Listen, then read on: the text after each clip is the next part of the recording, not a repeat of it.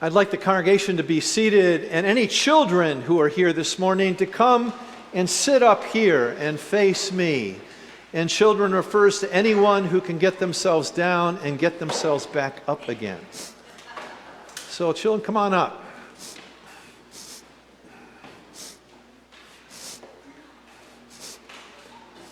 There's some others. You're all welcome. Come and have a seat there.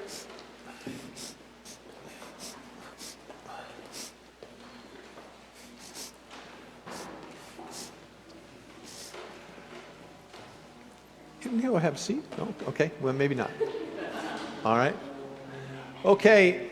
My name is Mark. I've come here before. I used to be a bishop, or actually I still am a bishop, but I'm not as active as I am, and I get to be invited here. Can any of you tell me what today is? Yes.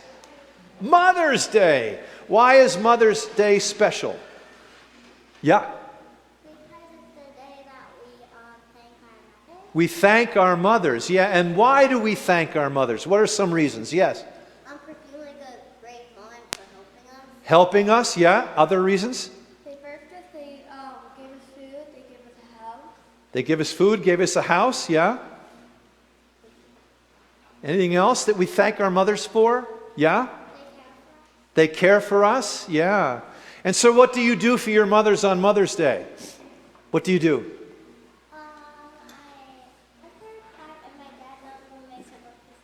Oh, makes her breakfast and bread. Dad does, yeah. What do you do? Sometimes at school you make gifts on Mother's Day. Sometimes make gifts on Mother's Day, yeah? You care for them. You give them love back. You show you care. Things that you show that you care. And you just, it's a day to respect them. Yeah. Yeah. Give them, thank them and give them presents. Yeah, all sorts of things, yes. Now, for some of us, you are younger, I'm much older. I lost my mother 7 years ago. She was older, she lived a full life, and I miss her. Many people here have had mothers that are no longer with us. But our mothers may be gone, the people that we know in our lives may be gone, but love continues. Love continues. Jesus is gone. Last Thursday, and you probably didn't know this, most people didn't know this, was Ascension Day. Jesus went up to heaven. He left, but his love remains. His love remains. And his love remains in communion, in the community that you have with one another. There are times when you may feel like there's nobody around to care for you or love you, that you're off by yourself and you may feel lonely. Does that ever happen? Yeah. Sometimes, yeah, sometimes that happens. But this love that Jesus left us still is around. It's offered to all of us every moment of every day. That's a gift. That's a gift that we celebrate all the time when we come to church. And on Mother's Day, we celebrate our mothers because they sort of represent that kind of love. And for that, we give thanks. So I want to thank you for coming up and being here and telling your stories about Mother's Day. And I'm going to invite you to go back to where you were so I can talk to everybody else.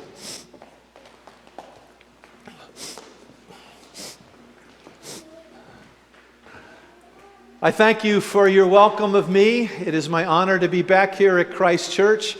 Again, my name is Mark Beckwith. I am the retired bishop of the Diocese of Newark in New Jersey. But before that, I was rector of All Saints Church in Worcester, Massachusetts. So I know this diocese, and currently I serve as the missioner for spirituality and leadership. So I get invited around to various congregations in the diocese to do what I'm doing today, and it's my honor to be among you. May the words of my mouth and meditation of all our hearts be always acceptable in your sight, O Lord, our rock and our Redeemer. Amen. Do not leave us comfortless. I said at the opening collect, Collect is a collection of thoughts that we have each week during the church year, organized around what we're trying to recognize and honor. Ascension Day was Thursday. This past Thursday, Jesus is gone away. Do not leave us comfortless, is our fear, is our desire. And indeed, that was the intention some 150 years ago on the first Mother's Day. The first Mother's Day created by Julia Ward Howe, an abolitionist woman who lived in Rhode Island. She wrote the words to the Battle Hymn of the Republic.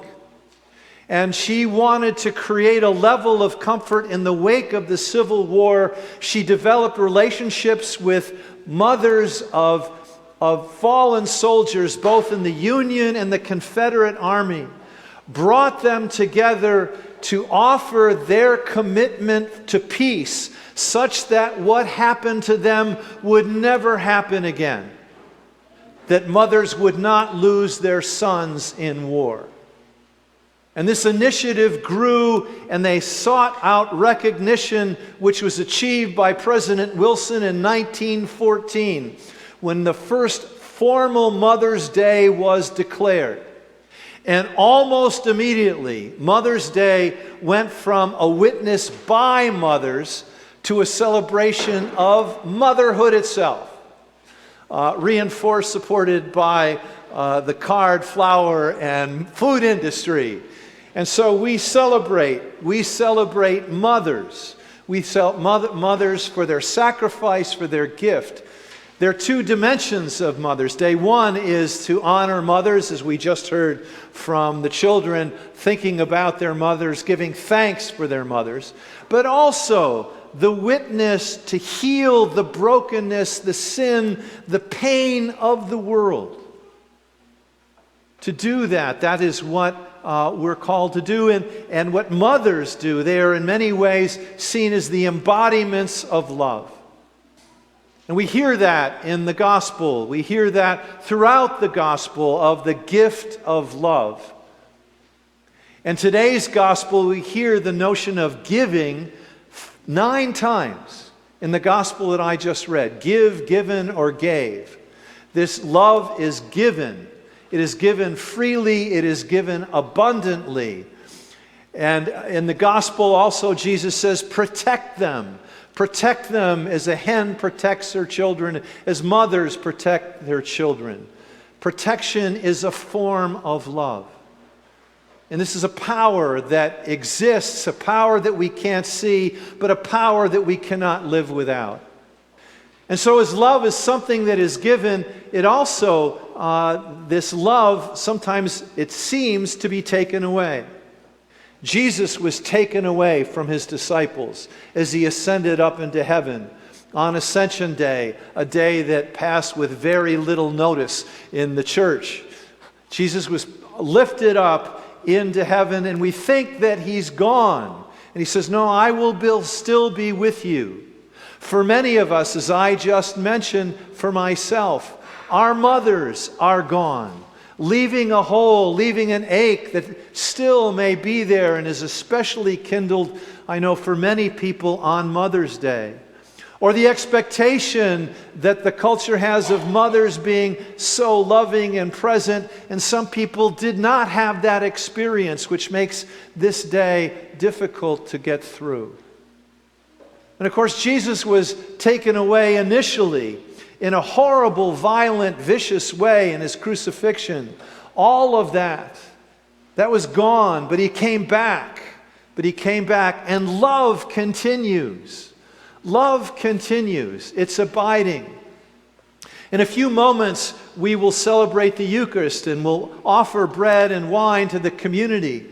And Jesus' life, Jesus' love is wrapped up in that Eucharist. My mother, as I said, who died 7 years ago, is wrapped up in that Eucharist because the Eucharist sort of is a symbolic representation of love. And so all the people who have loved me, all the people who have loved you, all the people that we have loved, They are contained in that Eucharist. We can't see it, but we trust it. We wouldn't be coming here week after week, year after year, if at some level we didn't believe that. In earlier gospel passages, Jesus commands people, love one another as I have loved you. And sometimes we do, and sometimes we don't. And Jesus says we must.